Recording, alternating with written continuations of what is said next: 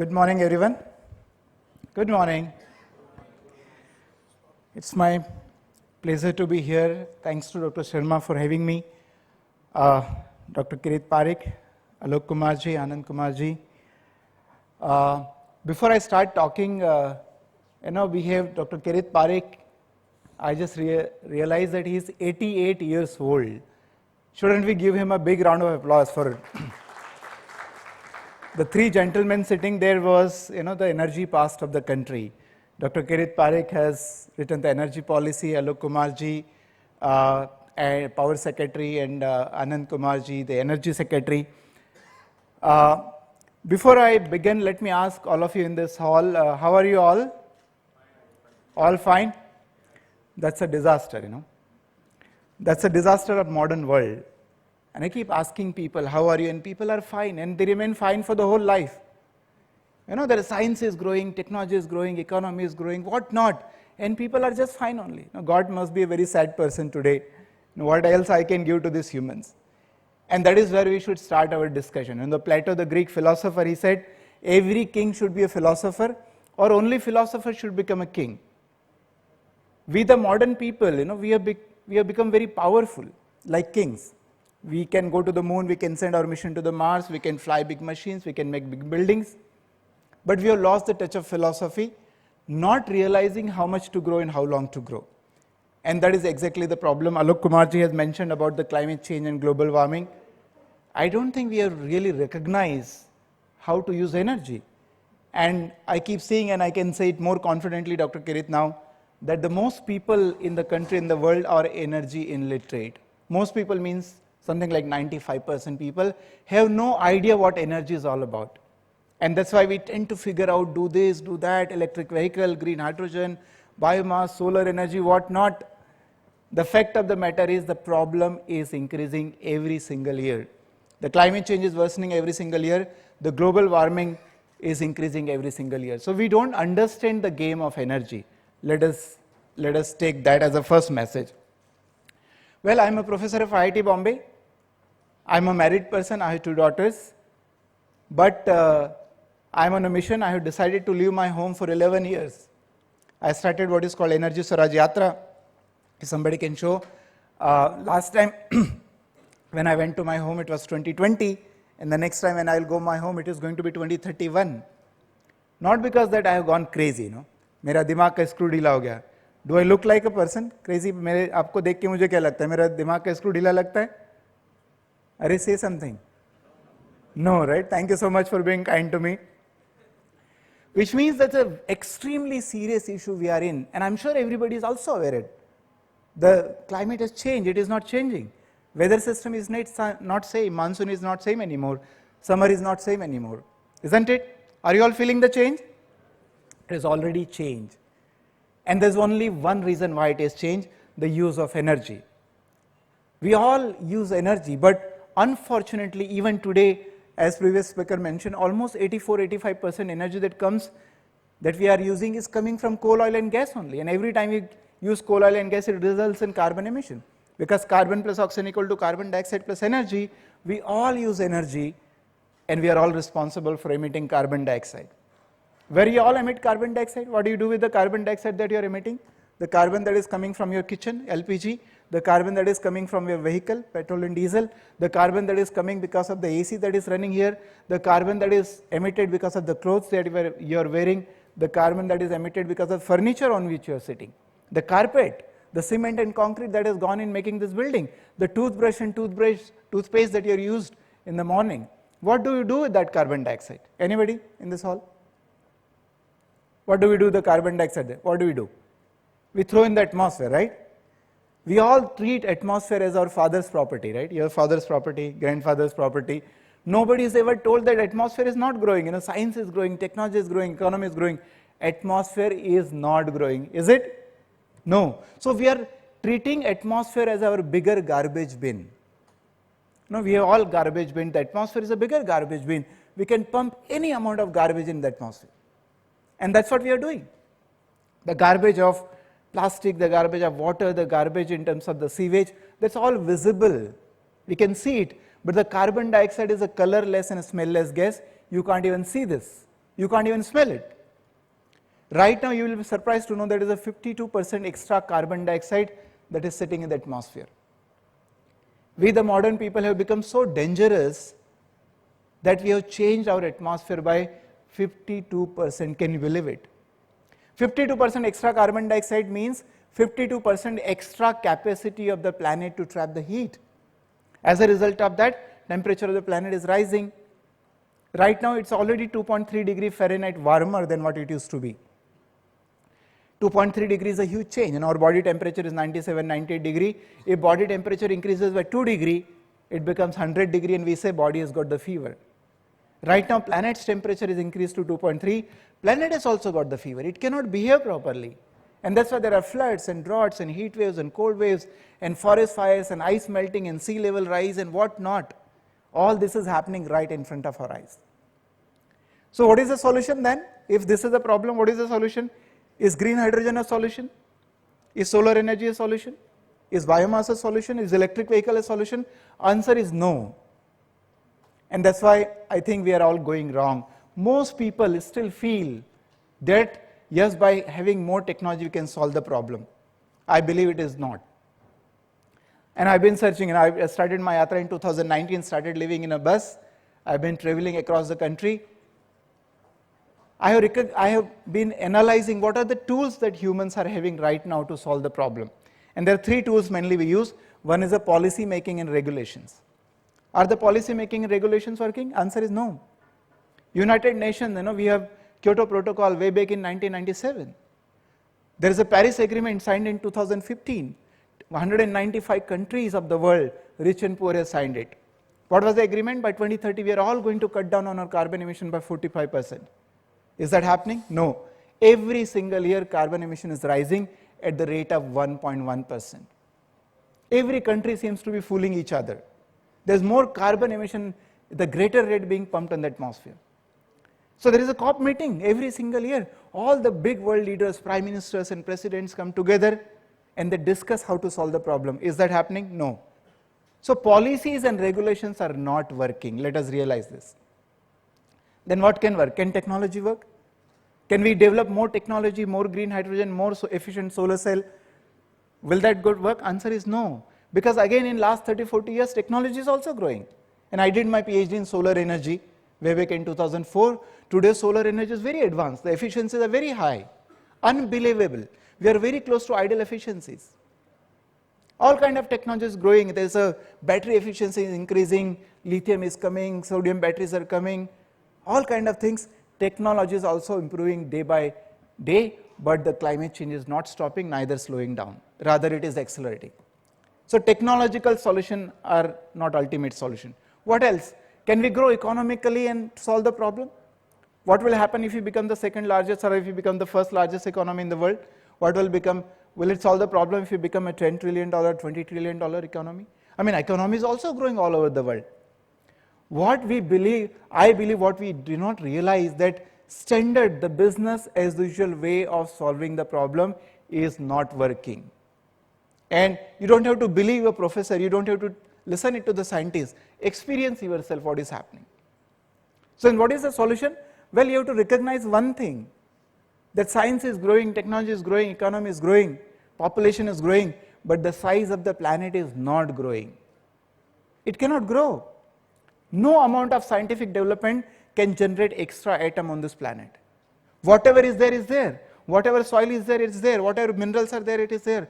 Whatever water is there, nobody can change it. Nobody can change it. So how can you continuously grow economy? How is it possible to grow? And one school student asked me, sir, you are saying, because every resource on the planet itself is finite and every resource is finite, GDP cannot grow continuously. Then he asked me, sir, how can, you are saying it cannot grow, but how our GDP is growing every single year? 5%, 6%, 7%. I was thinking and मैंने सोच के बोला, एक तरीका है, चोरी करके, by stealing. And that's what the characteristic of the modern humans, we steal resources that is not ours. With the science and technology, we have learned it even better. With, for example, tube well technology, we have learned how to take water from underground. You have not learned how to put water back. As a result, water table is going down in the country. Silicon Valley of India, Bangalore itself is suffering from water. Forget about what is happening to the rural people. You know, such an advanced city cannot solve the water problem. What are you talking about? Your father and my father did not put water underground, but we have taken it. Your father and my father did not plant trees in the forest, but we have taken it out.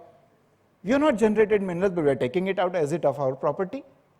So let us realize that planet is finite, all its resources are finite, and therefore our consumption has to be finite.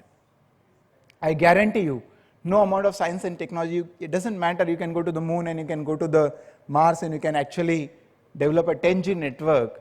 If you don't limit your consumption, humans can never be sustainable on this planet. And I'm not saying this alone. I know people have been telling thousands of years. Gandhi said it very beautifully. There is only enough in the world for everyone's need, not for anyone's greed. And every school and college writes this.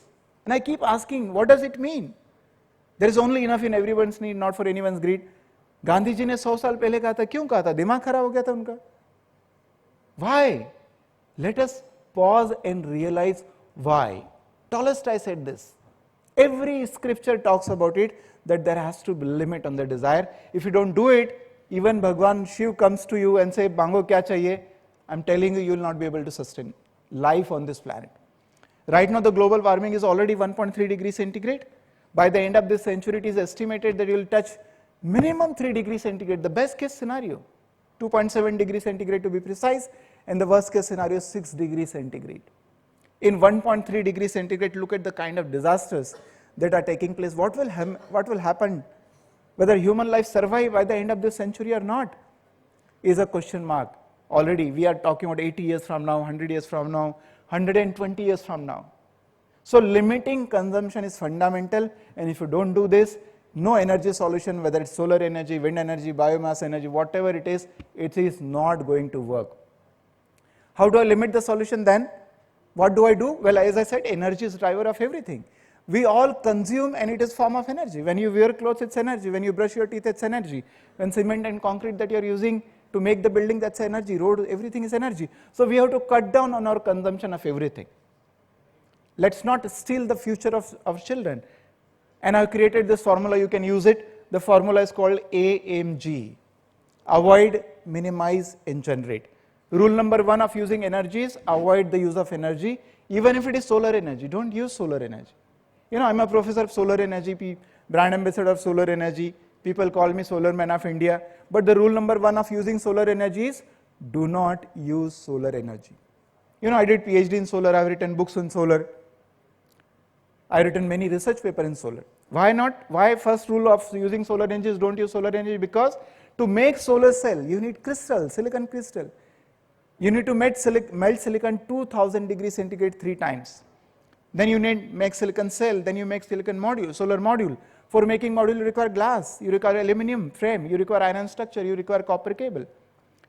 And then you need inverter to process the power. All this material takes energy. All that material takes mining. All this material takes chemicals. And you have to recycle at the end of life, again energy, again chemical. So solar energy is definitely much bigger than coal, but it will not have zero impact, it will have non-zero impact. In English we say, prevention is better than, what do you say? Prevention is better than cure. Using solar energy is cure, but not using any energy is prevention. That is 1,000 times better. Let us apply our minds and heads how not to use energy. So avoid what is avoidable, you know. At my home, I'm a professor of IIT Bombay. At my home, there is no refrigerator, there is no geyser, there is no air conditioner. I stopped ironing my clothes. Not because I cannot afford. I'm a professor of IIT Bombay, I can afford, but nature cannot afford. Nature cannot afford. You may have a lot of money to buy things, but the question is whether nature can supply. Answer is no, because nature is not growing. Size of the planet is not growing. And therefore, it is important to limit, avoid. If you cannot avoid, minimize it. Minimize the use of energy, use it efficiently. If the AC temperature in this hall goes 2 degrees above, nothing will happen in this world. Isn't it? Am I right? If you can increase 2 degrees centigrade, will something happen to all of you? Will you feel bechani, vomiting, anything? Nothing will happen. But I'm sure if you increase 2 degrees centigrade, you would have saved 10 kilograms of carbon emission already today. Prevention is better than cure. Minimize, use it efficiently. There are beautiful ways, there are beautiful appliances that are very efficient, LEDs, light, BLDC fan, 5-star, hell lot of appliances are available. You can avoid by 1/3, you can minimize by 1/3, and the last option is G, generate only 1/3. Then only you are sustainable. Avoid 1/3, minimize 1/3, generate 1, then only you are sustainable. Otherwise, Hindi में एक बहुत अच्छी कहावत है, 900 चूहे खा के बिल्ली हज को चली. That's what we are doing. इतना लोग सोलर लगाते हैं, बोलते हैं हमने बहुत महान काम किया. Let me give small, once I was in Gujarat with my yatra, I saw Gujarat is a developing state. Wow, everybody is using solar energy. I was very happy. But आप 15 से 20 दिन बाद एक कोई सज्जन मेरे पास आया, बोले sir thank you so much, आपने आंखें खोल दी. मैंने कहा क्या हुआ? बोले सर मेरी सिस्टर का फोन आया था, बोल रही थी भैया घर पे 6 किलोवाट का सोलर सिस्टम लगा है, 6 किलोवाट का. और बोल रही थी पहले एक कमरे में एसी था, अभी तीनों कमरों में एसी लगा लिया, फिर भी बिजली बचती, बताओ क्या करो. 900 चूहे खा के बिल्ली हज को चली. That's what all modern people are trying to do in this world. For the God's sake, don't do it. AMG, follow AMG. I hope all of you remember. Can we all repeat once? A means avoid, M means minimize, and G means generate. And if you're not going to follow AMG, you will have to say OMG, oh my God, solar is expensive, oh my God, chat pe jagah nahi, oh my God, policy nahi, oh my God, subsidy nahi. It is very important. For 1.5 degree centigrade climate change, the time left is only about 5 years. And climate change is an irreversible process. It is a Lakshman Rekha of climate change. The irreversible change will start in 5 years from now, and by 2 degrees centigrade, it will be completely irreversible. And after 2 degrees centigrade, what will happen? Will there be sudden disaster in the world? Will there be a pralay? अचानक प्रलय आएगा, हम सब लोग मर जाएंगे, ऐसा कुछ होने वाला है? Answer is no. I keep saying, don't worry, चिंता मत करो, इतनी आसान मौत नहीं मिलने वाली. नेचर इतने आसानी से नहीं मारेगी. एक मूवी में जो खतरनाक विलेन होता है ना, हीरो को कैसे मारता है? तड़पा तड़पा के. नेचर तुमको कैसे मारने वाली है? तड़पा तड़पा के. More floods, more droughts, more heat waves, more cold waves, more forest fire. और जिनको नहीं पता है ना, go and ask Chennai people what is तड़पना. Go and ask people in Dubai जहां पे अभी फ्लड्स आई, व्हाट इज तड़पना. Go and ask people in Canada when one city was evacuated because of forest fire. This all happened right now. If it is not happening to you, it is just matter of time. It's an irreversible process. Do it now or you can never do anything. So avoid, minimize and generate and follow this. And the only thing that you can do for your children and should do for your children is don't develop technologies. Don't develop economy. Even don't teach them. Don't send them to school. It's okay. We are already in such a disastrous situation. कुछ मत करो अपने बच्चों के लिए. करना है तो एक काम करना है. Leave behind a livable planet to your children. And what is livable? What is required for livable planet? Make sure that they can breathe clean air. Make sure that they can drink a glass of water without any filter. And make sure they can eat a food without any chemical. I guarantee you, none of you in this hall can guarantee that the air that you're breathing is clean, the water that you can drink without any filtering, or the food that you are going to eat without any chemicals. It is a disaster of the highest level. And I keep saying, Kiriji, and when I travel across the country, the modern humans are the most stupid animal ever existed on this planet. That we pollute the same water that we are only going to drink. We pollute the same air that we are only going to breathe. So please understand that we are in a serious, serious, serious trouble. And if it is not now, it is not going to be ever. Let us recognize that we have already created a big mess. The solution does not lie in policy making and technology growth and economy. Of course, we need policies. Of course, we need technology. Of course, we need to grow economically. But within the boundary of the nature, and nature is finite, we need to limit our consumption and we need to localize our production. With this note, I hope you go away with this and start reducing your energy consumption. We have developed many program. One of the first thing you can do is become energy literate. I've written on my shirt. I don't know if you can read. Can you see on my shirt? I'm energy literate, are you? There is a free online course available. It's a very powerful course, 3 hours course only. If anything that you can do for yourself and for your company and for your people, become energy literate. And once you become energy literate, you'll be able to solve the problem. There's another program that we started. How do I cut down on my energy consumption? So we started this program called Vah, Wrinkle Achhe Hain, So if ironing one pair of clothes, reduces 200 grams of carbon emission. There are more than 6 lakh people every Monday not wearing iron clothes. So every Monday is a wrinkle day, do that. Reduce electricity consumption by 10%, thanks to Dr. Sharma. I think AC temperature is already gone down. We are already started saving carbon emission. Please do that before you think of prevention is better than cure, conservation is better than generation. Before you think of solar or green, these are green, that please conserve energy. At least reduce your electricity consumption by 10%, and finally switch to solar and make our life, live 100% in solar, because we exist on sun. Solar energy is center of our existence. So now Adhunik people, all of us, we have lost the track and we have made coal, oil and gas as the base of our life. Let us come back to the center of our existence. Let us live 100% in solar energy, and let us make this planet a place to live for ourselves and our future generation. Thank you so much. Thank you for attending.